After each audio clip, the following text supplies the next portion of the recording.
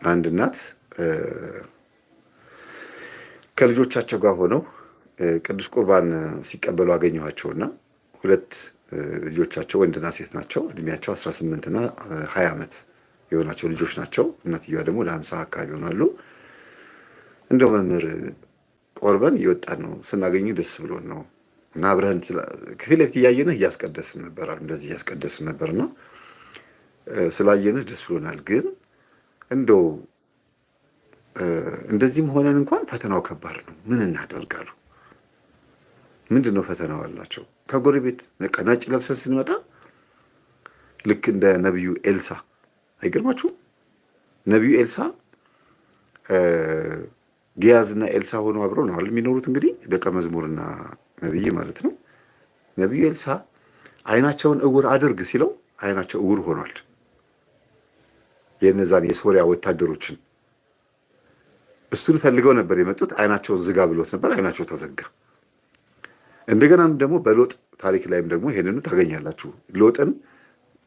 ሎጥ ቤት የመጡትን እንግዶች ካልደፈርን ግብረ ሰዶም ካልተገናኘናቸው ብሎ ሲያስቸግሩ ጎረቤቶቹ፣ ሎጥ ደግሞ ወንድና ወንድ ሩካቤ ከሚፈጽም ንጹሕ ድንግል የሆኑ ሴቶች ልጆች አሉኝ፣ ተፈጥሮ በፈቀደችላችሁ በኩል ሴቶች ልጆቼን ብትገናኟቸው ይቀለኛል። ወንዶች እንግዶቼን ከሌላ ሀገር የመጡትን እንግዶቼን፣ መላእክት ናቸው እኮ ግን ሰው ተመስለው ስለመጡ ነው።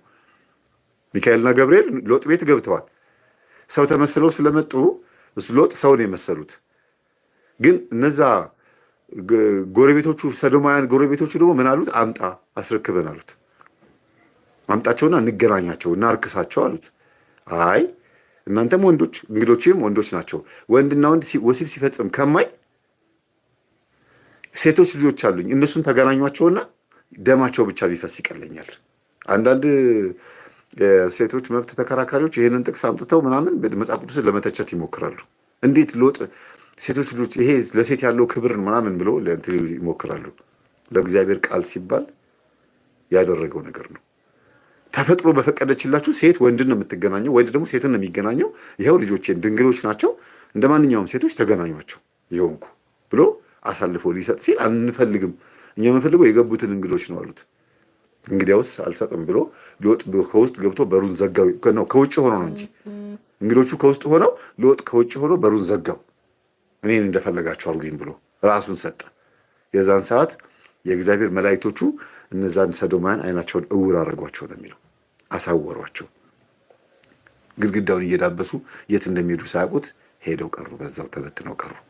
ሎጥና ልጆቹ ሚካኤልና ገብርኤልን ይዘው ወደ ተራራ ወጡ ከሚስቱ ጋር። ሚስቱ ደግሞ መሀል ላይ የጨዋልት ሆና ቀረች። ታሪኩ ይሄ ነው። እዚህ ቤትም ደግሞ እንደዛ ነው የሆነው። ከልጆቼ ጋር ቆርበን ወደ ቤት ስንመጣ ልንቆርብ ስንሄድ ሲሳደቡ የነበሩት ተመልሰን ስንመጣ ግን ታውረው እናገኛቸዋለን። እና እንደው እንደ ከንቱ ውዳሴ የሆንብን አሁን ምን ነግረህ አሉኝ። ምንድን ነው አልኳቸው። በቆረብንበት አፋችን በያዝንበት እጃችን አይናቸውን ስንዳብሳቸው የቤተሰብ የጎረቤቶቻቸው አይን በራ። አይገርማችሁ? በክፉ ነው የሚፈላለጓቸው። ለምን ቆረብሽ? ለምን ከኔ ተለይተሽ ቡና መጠጣትን ትተሽ መካደምን ትተሽ ለምን ቆረብሽ ብሎ እኮ ነው ሴትዮዋ። ሲወጡ ይረግሟቸዋል። ሲመለሱ በክርስቶስ ተሞልተው ስለሚመጡ በቆረቡበት እጃቸው አፋቸውን በያዙበት እጃቸው ሙሉ በሙሉ ክርስቶስ ተዋህዷቸዋል።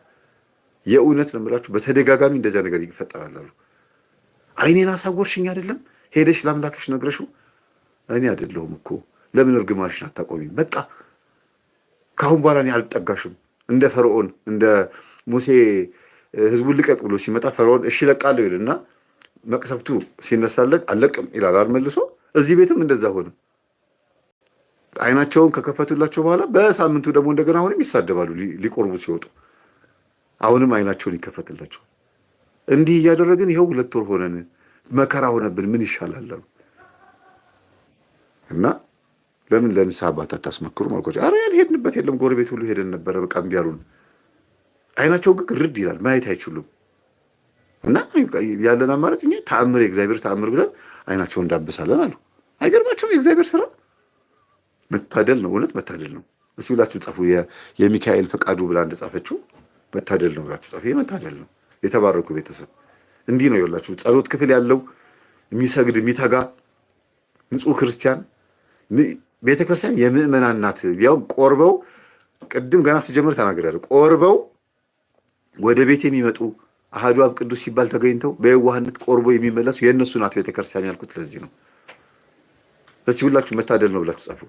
ይሄን ለኔም አድለኝ ብላችሁ ጻፉ። በእውነት አድርግልኝ፣ ለኔም ለቤተሰቦች ዳብስልኝ እስቲ ብላችሁ ጻፉ። በእውነት አንዷ የእናቷን በቁርቢያ እንትን የእናቷን የጥምቀት ልብስ ብለው እንጂ ለጥምቀት እናቴ የምትለብሰው ነው አለች። ግን ያው ቀይ ጥለት ያለው ማን ነው የሚፈልገው? ቀይ ጥለት ያለው ነጠላ ልብስ ማን ነው የሚፈልገው?